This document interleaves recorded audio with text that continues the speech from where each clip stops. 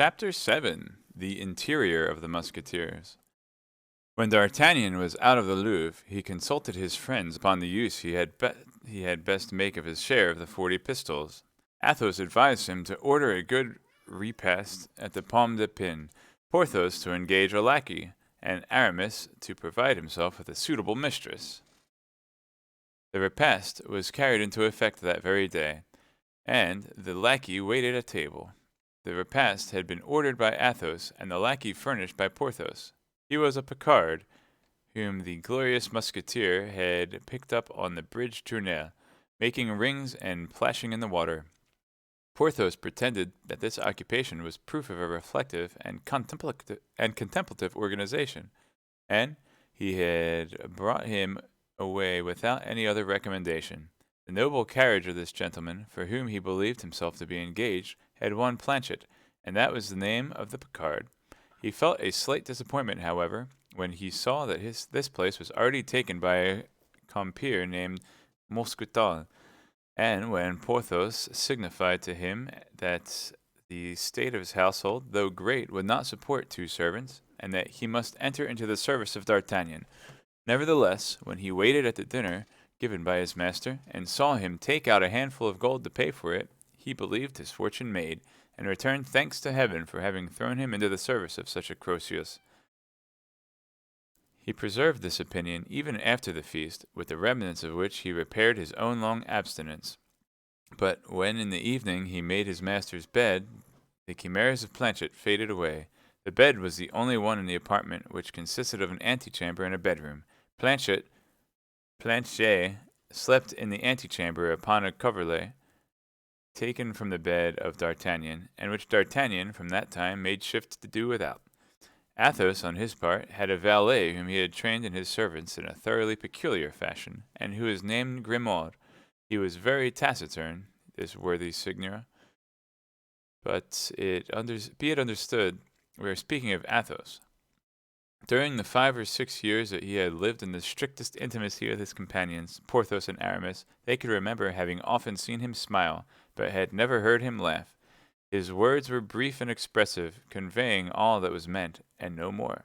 No embellishments, no embroidery, no arabesques. His conversation was a matter of fact, without a single romance. Although Athos was secretly 30 years old, and was of great personal beauty and intelligence of mind, no one knew whether he had ever had a mistress. He never spoke of women. He certainly did not prevent others from speaking of them before him, although it was easy to perceive that this kind of conversation, in which he only mingled by bitter words and misanthropic remarks, was very disagreeable to him. His reserve, his roughness, and his silence made almost an old man of him. He had then, in order not to disturb his habits, accustomed Grimaud to obey him upon a single gesture, upon a simple movement of his lips. He never spoke to him, except under the most extraordinary occasions. Sometimes Grimaud, who feared this master, as he did fire, while entertaining a strong attachment to his person and a great veneration for his talents, believed he perfectly understood what he wanted, flew to execute the order received, and did precisely the contrary. Athos then shrugged his shoulders, and, without putting himself in a passion, thrashed Grimaud. On these days he spoke a little. Porthos, as we have seen, had a character exactly opposite to that of Athos. He had not only talked much, but he talked loudly, little caring, we must render him that justice, whether anybody listened to him or not. He talked for the pleasure of talking, and for the pleasure of hearing himself talk. He spoke upon all subjects except the sciences, alleging in this respect the inveterate hatred he had borne to scholars from his childhood. He did not so noble an air as Athos. He had not so noble an air as Athos, and the commencement of their intimacy often rendered him unjust toward that gentleman, whom he endeavored to eclipse by his splendid dress. But with his simple musketeer's uniform, and nothing but the manner in which he threw back his head and advanced his foot, Athos instantly took the place which was his due, and consigned the ostentatious Porthos to the second rank. Porthos consoled himself by filling the antechamber of M. de Treville and the guardroom of the Louvre with the accounts of his love scrapes. After having passed from professional ladies to military ladies, from the lawyer's dame to the baroness, there was question of nothing less with Porthos than a foreign princess, who was enormously fond of him. An old proverb says, "Like master, like man." Let us pass then from the valet of Athos to the valet of Porthos, whom Grimaud de Mousqueton. Mousqueton was a Norman, whose pacific name of Boniface, his master, had changed into the infinitely more sonorous name of Mousqueton. He had entered the service of Porthos upon condition that he should only be clothed and lodged, though in a handsome manner. But he claimed 2 hours a day to himself, consecrated to an employment which would provide for his other wants. Porthos agreed to the bargain. The thing suited him wonderfully well. He had doubtless cut out of his old clothes and cast-off cloaks for Mousqueton, and thanks to a very intelligent tailor, who made his clothes look as good as new by turning them, and whose wife was suspected of wishing to make Porthos descend from his aristocratic habits, Mousqueton made a very good figure when attending on his master. As for Aramis, of whom we believe we have sufficiently explained the character, a character which, like that of his companions, we shall be able to follow in its development, his lackey was called Bazin. Thanks to the hopes which his master entertained of some day entering into orders, he was always clothed in black, as became the servant of a churchman. He was a Berrichon, 35 or 40 years old, mild, peaceable, sleek, employing the leisure of his master with him in the perusal of pious works, providing rigorously for two a dinner of few dishes, but excellent. For the rest, he was dumb, blind, and deaf, and of unimpeachable fidelity. And now we are acquainted, superficially at least, with the masters and the valets. Let us pass on to the dwellings occupied by each of them. Athos dwelt in the Rue Férou, within 2 steps of the Luxembourg. His apartment consisted of 2 small chambers, very nicely fitted up in a furnished house, the hostess of which, still young and still really handsome, cast tender glances uselessly at him. Some fragments of past splendor appeared here and there upon the walls of the modest lodging, a sword, for example, richly embossed with which belonged by its make to the times of Francis I, the hilt of which alone, encrusted with precious stones, might be worth 200 pistoles, and which, nevertheless, in his moments of great distress, Athos had never pledged or offered for sale. It had long been an object of ambition for Porthos. Porthos would have given 10 years of his life to possess this sword. One day, when he had an appointment with the Duchess, he endeavored even to borrow it of Athos. Athos, without saying anything, emptied his pockets, got together all his jewels, purses, aiguillettes, and gold chains, and offered them all to Porthos. But as to the sword, he said it was sealed to his place, and should never quit it until his master should himself quit his lodgings. In addition to the sword, there was a portrait representing a nobleman of the time of Henry III, dressed with the greatest elegance, and who wore the Order of the Holy Ghost, and his portrait had certain resemblances of lines with Athos, certain family likenesses which indicated that this great noble and knight of the Order of the King was his ancestor. Besides these, a casket of magnificent goldwork, with the same arms as the sword and the portrait, formed a middle ornament to the mantelpiece, and assorted badly with the rest of the furniture. Athos always carried the key of this coffer about with him, but he one day opened it before Porthos, and Porthos was convinced that this coffer contained nothing but letters and papers. Love letters and family papers, no doubt. Porthos lived in an apartment, large in size and very sumptuous appearance, in the Rue de Ville Colombier. Every time he passed with a friend before his windows, at one of which Mousqueton was sure to be placed in full livery, Porthos raised his head and his hand and said, "That is my abode," but he was never to be found at home. He never invited anybody to go up with him, and no one could form an idea of what his sumptuous apartment contained in the shape of real riches. As to Aramis, he dwelt in a little lodging composed of a boudoir, an eating-room, and a bedroom, which room, situated as the others were on the ground floor, looked out upon a little fresh green garden, shady and impenetrable to the eyes of his neighbors. With regard to D'Artagnan, we know how he was lodged, and we have already made acquaintance with his lackey, Master Planchet. D'Artagnan, who was by nature very curious, as people generally are who possess the genius of intrigue, did all he could to make out who Athos, Porthos, and Aramis really were, for under these pseudonyms each of these young men concealed his family name. Athos, in particular, who a league away savored of nobility, he addressed himself then to Porthos to gain information respecting Athos and Aramis, and to Aramis in order to learn something of Porthos. Unfortunately, Porthos knew nothing of the life of his silent companion, but what revealed itself. It was said Athos had met with great crosses in love, and that a frightful treachery had forever poisoned the life of this gallant man. What could this treachery be? All the world was ignorant of it. As to Porthos, except his real name, as was the case of those of his two comrades, his life was very easily known. Vain and indiscreet, it was as easy to see through him as through a crystal. The only thing to mislead the investigator would have been belief in all the good things he said of himself. With, with respect to Aramis, though having the air of having nothing secret about him, he was a young fellow made up of mysteries, answering little to questions put to him about by others, and having learned from him the report for which prevailed concerning the success of the musketeer with the princess, wished to gain a little insight into the amorous adventures of his interlocutor. "And you, my dear companion," said he, "you speak of the baronesses, countesses, and princesses of others? Pardieu, I spoke of them because Porthos talked of them himself, because he had paraded all those fine things before me. But be assured, my dear Monsieur d'Artagnan, that if I had obtained them from any other source, or if they had been confided to me, there exists no confessor more discreet than myself." "Oh, I don't doubt that," replied D'Artagnan, "but it seems to me that you are tolerably familiar with coats of arms, a certain embroidered handkerchief, for instance, to which I owe the honor of your acquaintance." This time Aramis was not angry, but assumed the most modest air and replied in a friendly tone, "My dear friend, do not forget that I wish to belong to the church, and that I avoid all mundane opportunities. The handkerchief you saw had not been given to me, but it had been forgotten and left at my house by one of my friends. I was obliged to pick it up in order not to compromise him and the lady he loves. As for myself, I neither have nor desire to have a mistress, following in that respect the very judicious example of Athos, who has none any more than I have." Yeah, but that's true. "But what the devil? You are not a priest, you are a musketeer." "Musketeer for a time, my friend, as the cardinal says, a musketeer against my will, but a churchman at heart, believe me.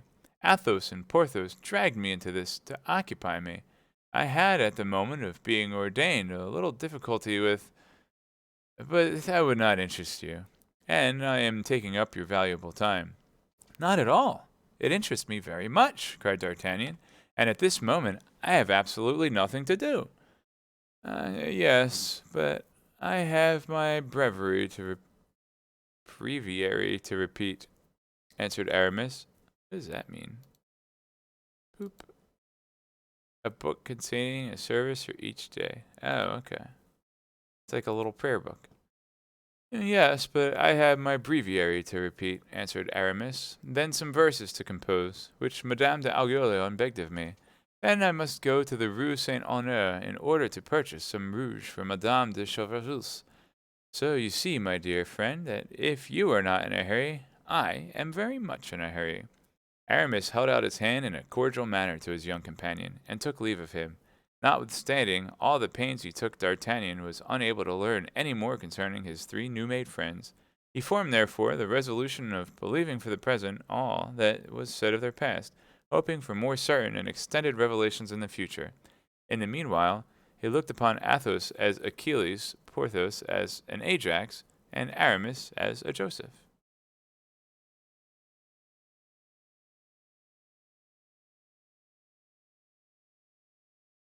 As to the rest, the life of the four young friends was joyous enough.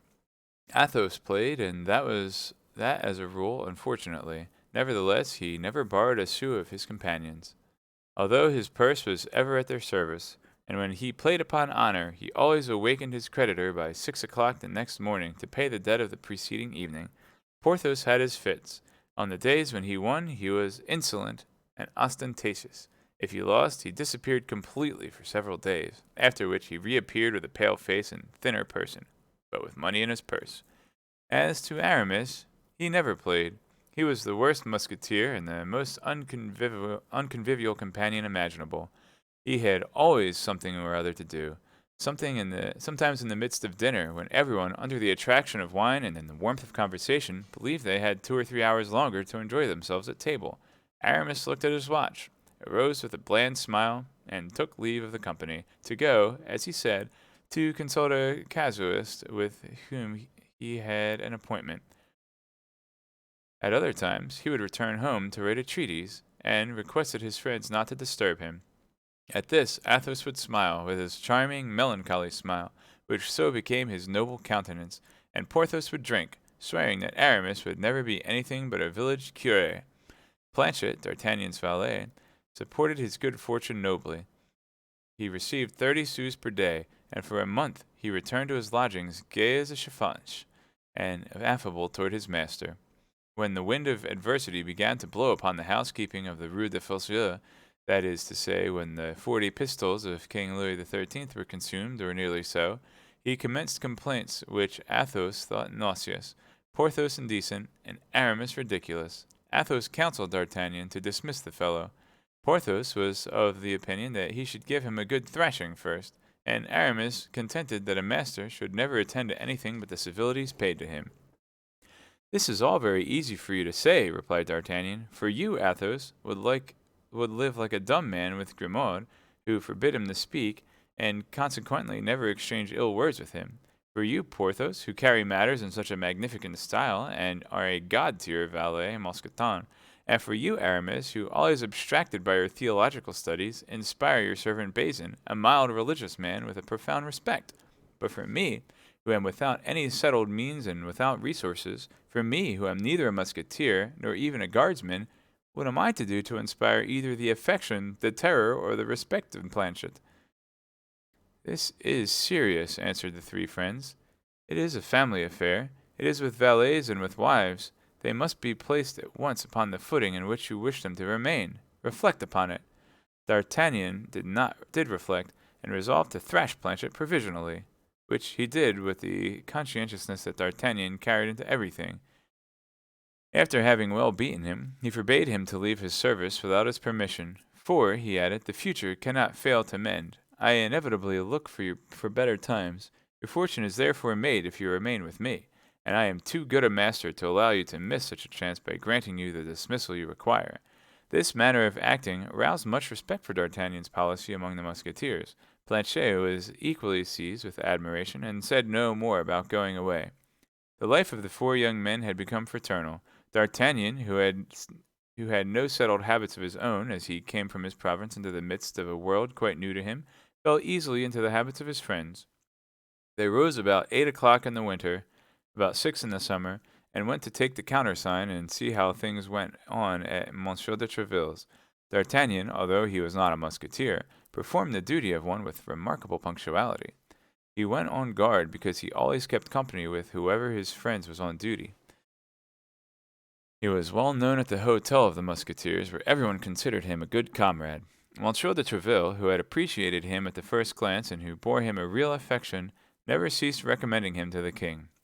On their side, the three Musketeers were much attached to their young comrade. The friendship which united these four men, and the need they felt of seeing another 3 or 4 times a day, whether for dueling business or pleasure, caused them to be continually running after one another like shadows, and the inseparables were constantly to be met with seeking one another, from the Luxembourg to the place of Saint Sulpice, or from the Rue de Villecolombier to the Luxembourg. In the meanwhile, the promises of Monsieur de Treville went on prosperously. One fine morning the king commanded Monsieur de Chevreul de Sassrat to admit D'Artagnan as a cadet into his company of guards. D'Artagnan, with a sigh, donned his uniform, which he would have exchanged for that of a musketeer at the expense of 10 years of his existence. But Monsieur de Treville promised this favor after a novitiate of 2 years, a novitiate which might besides be abridged if an opportunity should present itself for D'Artagnan to render the king any signal service, or to distinguish himself by some brilliant action. Upon this promise D'Artagnan withdrew, and the next day he began service. Then it became the turn of Athos, Porthos, and Aramis to mount guard with D'Artagnan when he was on duty. The company of Monsieur le Chevalier de Sassat thus received 4 instead of 1 when it admitted D'Artagnan. Chapter 8. Concerning a court intrigue. In the meantime, the 40 pistols of King Louis XIII, like all other things of this world, after having had a beginning, had an end, and after this end our 4 companions began to be somewhat embarrassed. At first, Athos supported the association for a time with his own means. Porthos succeeded him, and, thanks to one of those disappearances to which he was accustomed, he was able to provide for the wants of all for a fortnight. At last it became Aramis's turn, who performed it with good grace, and who succeeded, as he said, by selling some theological books and procuring a few pistoles. Then, as they had been accustomed to do, they had recourse to Monsieur de Treville, who made some advances on their pay. But these advances could not go far with 3 musketeers who were already much in arrears, and a guardsman who was yet to had no pay at all. At length, when they found they were likely to be really in want, they got together, as a last resort, 8 or 10 pistols, with which Porthos went to the gaming table. Unfortunately, he was in a bad vein. He lost all, together with 25 pistols for which he had given his word. Then the inconvenience became distress. The hungry friends, followed by their lackeys, were seen haunting the quays and guard-rooms, picking up among their friends abroad with all the dinners they could meet with. For according to the advice of Aramis, it was prudent to sow repasts right and left in prosperity, in order to reap a few in time of need. Athos was invited 4 times, and each time took his friends and their lackeys with him. Porthos had 6 occasions, and contrived in the same manner that his friends should partake of them. Aramis had 8 of them. He was a man, as must have been already perceived, who made but little noise, and yet was much sought after. As to D'Artagnan, who as yet knew nobody in the capital, he only found 1 chocolate breakfast at the house of a priest of his own province, and 1 dinner at the house of a cornet of guards. He took his army to the priest's, where they devoured as much provision as would have lasted him for 2 months, and to the cornets, who performed wonders. But, as Planchet said, people do not eat at once for all time, even when they eat a good deal. D'Artagnan thus felt himself humiliated in having only procured 1 meal and a half for his companions, as the breakfast at the priest could only be counted as half a repast, in return for the feast which Athos, Porthos, and Aramis had procured him. He fancied himself a burden to the society, forgetting in his perfectly juvenile good faith that he had fed this society for a month, and he set his mind actively to work. He reflected that his coalition of 4 young, brave, enterprising, and active men ought to have some other object than swaggering walks, fencing lessons, and practical jokes, more or less witty. In fact, 4 men such as they were, 4 men devoted to one another, from their purses to their lives, 4 men always supporting one another, never yielding, executing singly or together the resolutions formed in common, 4 arms threatening the 4 cardinal points, or turning toward a single point, must inevitably, either subterraneously, in open day, or by mining, in the trench, by cunning, or by force, open themselves a way toward the object they wish to attain, however well it might be defended, or however distant it may seem. The only thing that astonished D'Artagnan was that his friends had never thought of this. He was thinking by himself, and even seriously racking his brain to find a direction for this single force 4 times multiplied, with which he did not doubt, as with the lever for which the Archimedes sought. They should succeed in moving the world, when someone tapped gently at his door. D'Artagnan awakened Planchet, and ordered him to open it. From this phrase, D'Artagnan awakened Planchet, the reader must not suppose it was night, or that day was hardly come. No, it had just struck 4. Planchet, 2 hours before, had asked his master for some dinner, and had answered him with the proverb, "He who sleeps dines," and Planchet dined by sleeping. A man was introduced of simple mien, who had the appearance of a tradesman. Planchet, by way of dessert, would have liked to hear the conversation, but the citizen declared to D'Artagnan that what he had to say being important and confidential, he desired to be left alone with him. D'Artagnan dismissed Planchet, and requested his visitor to be seated. There was a moment of silence, during which the 2 men looked at each other, as if to make a preliminary acquaintance, after which D'Artagnan bowed, as a sign that he listened. "I have heard Monsieur D'Artagnan spoken of as a very brave young man," said the citizen, "and this reputation which he justly enjoys had decided me to confide a secret to him." "Speak, monsieur, speak," said D'Artagnan, who instinctively scented something advantageous. The citizen made a fresh pause and continued, "I have a wife who is a seamstress to the queen, monsieur, and who is not deficient in either virtue or beauty. I was induced to marry her about 3 years ago, although she had but very little dowry, because Monsieur Laporte, the queen's cloak-bearer, is her godfather and befriends her." "Well, monsieur?" asked D'Artagnan. "Well," resumed the citizen, "well, monsieur, My wife was abducted yesterday morning as she was coming out of her workroom. And by whom was your wife abducted? I know nothing, surely, monsieur, but I suspect someone. And who is the person whom you suspect? A man who has pursued her a long time. The devil! But allow me to tell you, monsieur, continued the citizen, that I am convinced that there is less love than politics in all this. Less love than politics, replied D'Artagnan with a reflective air. And what do you suspect? I do not know whether I ought to tell you what I suspect. Monsieur, I beg you to observe that I ask you absolutely nothing. It is you who have come to me. It is you who have told me that you had a secret to confide in me. Act, then, as you think proper. There is still time to withdraw. No, monsieur, no. You appear to be an honest young man, and I will have confidence in you. Believe, then, that it is not on account of any intrigues of her own that my wife has been arrested, but because of those of a lady much greater than herself. Ah, can it be on account of the amour de Madame de Beautrecy? Said D'Artagnan, wishing to have the air, in the eyes of the citizen, of being posted as to court affairs. Higher, monsieur, higher. Of Madame d'Arguillon? Still higher. Of Madame de Chevreuse? Of the... D'Artagnan checked himself. Yes, monsieur, replied the terrified citizen in a tone so low that he was scarcely audible. And with whom? Whom can it be, if not the Duke of... The Duke of... Yes, monsieur, replied the citizen, giving a still fainter intonation to his voice. But how do you know all this? How do I know it? Yes, how do you know of it? No half-confidence, or you understand. Know it from my wife, monsieur, from my wife herself. And who learns it from whom? From Monsieur Laporte. Did I not tell you that she was the goddaughter of Monsieur Laporte, the confidential man of the Queen? Well, Monsieur Laporte placed her near Her Majesty in order that our poor Queen might at least have someone in whom she could place confidence, abandoned as she is by the King, watched as she is by the Cardinal, betrayed as she is by everybody. Ah, it begins to develop itself, said D'Artagnan. Now my wife came home 4 days ago, monsieur. One of her conditions was that she should come and see me twice a week. For, as I had the honor to tell you, my wife loves me dearly. My wife then came and confided to me that the Queen, at that very moment, entertained great fears. Truly? Yes, the Cardinal, as it appears, pursues her and persecutes her more than ever.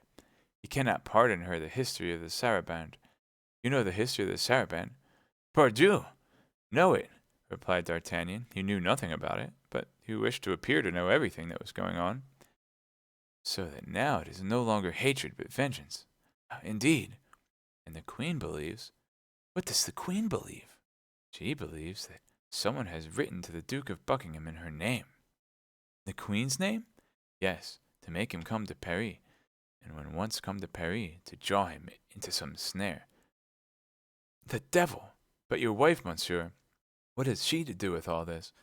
Her devotion to the Queen is known, and they wish either to remove her from her mistress, or to intimidate her in order to obtain Her Majesty's secrets, or to seduce her and make use of her as a spy. That is likely, said D'Artagnan, but the man who has abducted her, do you know him? I have told you that I believe I know him. His name? I do not know that. What I do know is that he is a creature of the Cardinal, his evil genius. But you have seen him? Yes, my wife pointed him out to me one day. Is he anything remarkable about him by which one might recognize him? Oh, certainly. He has a noble, a very lofty carriage. Black hair, swarthy complexion, piercing eye, white teeth, and has a scar on his temple. Scar on his temple, cried D'Artagnan. And with that, white teeth, a piercing eye, dark complexion, black hair, and haughty carriage. Why, that's my man of Meung. He is your man, do you say? Yes. But that has nothing to do with it. No, I am wrong.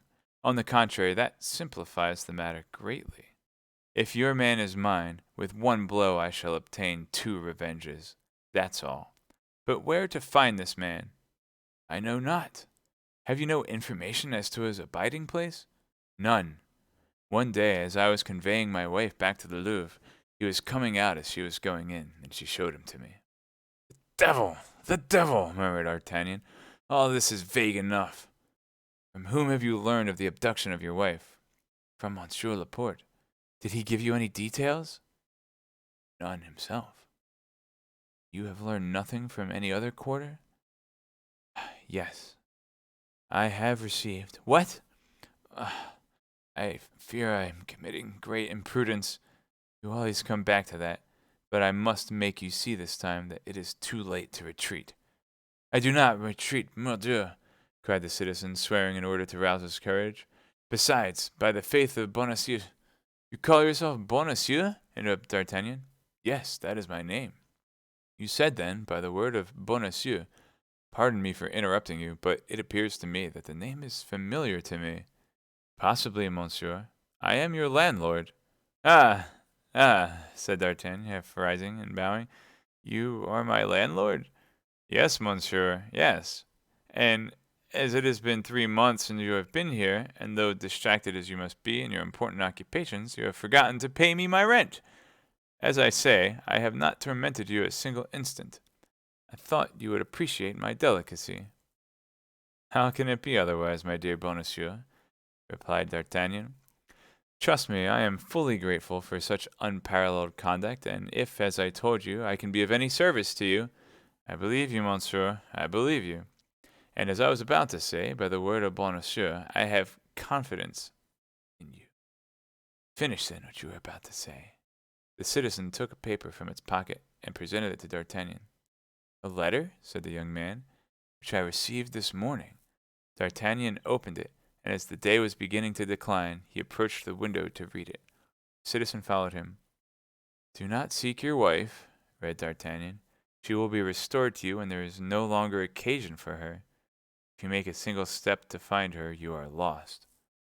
Well, that's pretty positive, continued D'Artagnan, but after all, it is but a menace. Yes, but that menace terrifies me.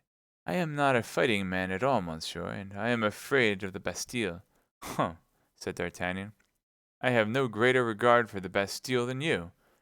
If it were nothing but a sword thrust, why then, I have counted upon you on this occasion, monsieur. Yes? Seeing you constantly surrounded by musketeers of a very superb appearance, and knowing that these musketeers belonged to Monsieur de Tréville, and were consequently enemies of the cardinal, thought that you and your friends, while rendering justice to your poor queen, would be pleased to play his eminence an ill turn. Without doubt. And then I have thought that considering 3 months' lodging, about which I have said nothing— Yes. You have already given me that reason, and I find it excellent. Reckoning still further that as long as you do me the honor to remain in my house, I shall never speak to you about rent. Very kind. And adding to this, if there be need of it, meaning to offer you 50 pistoles if, against all probability, you should be short at the present moment. Admirable! You are rich then, my dear Monsieur Bonacieux. I am comfortably off, monsieur, that's all. I have scraped together some such things as an income of 2,000 or 3,000 crowns in the haberdashery business, but more particularly in venturing some funds in the last voyage of the celebrated navigator Jean Mocquet. But so that you understand, monsieur. But, cried the citizen. What? Demanded D'Artagnan. Whom do I see yonder? Where? In the street, facing your window, in an embrasure of that door, a man wrapped in a cloak. It is he, cried D'Artagnan and the citizen at the same time, each having recognized his man. Ah, this time, cried D'Artagnan, springing to his sword, this time he will not escape me. Drawing his sword from its scabbard, he rushed out of the apartment. On the staircase he met Athos and Porthos, who were coming to see him. They separated, and D'Artagnan rushed between them like a dart. "Pa, where are you going?" cried the 2 musketeers in a breath. "The man of Meung," replied D'Artagnan, and disappeared. D'Artagnan had more than once related to his friends this adventure with the stranger, as well as the apparition of a beautiful foreigner to whom this man had confided some important missive. The opinion of Athos was that D'Artagnan had lost his letter in skirmish, a gentleman in his opinion, and, according to D'Artagnan's portrait of him, the stranger must be a gentleman, would be incapable of the baseness of stealing a letter. Porthos saw nothing at all in this, but but a love meaning given by a lady to a cavalier, or by a cavalier to a lady, which had been disturbed by the presence of D'Artagnan and his yellow horse. Aramis said that as these sorts of affairs were mysterious, it was better not to fathom them. They understood, then, that from the view of words, which escaped from D'Artagnan, what affair was in hand. And as they thought that overtaking this man, or losing sight of him, D'Artagnan would return to his rooms, they kept on their way. When they entered D'Artagnan's chamber, it was empty. The landlord, dreading the consequences of the encounter which was doubtless about to take place between the young man and the stranger, had, consistent with the character he had given himself, judged it prudent to decamp.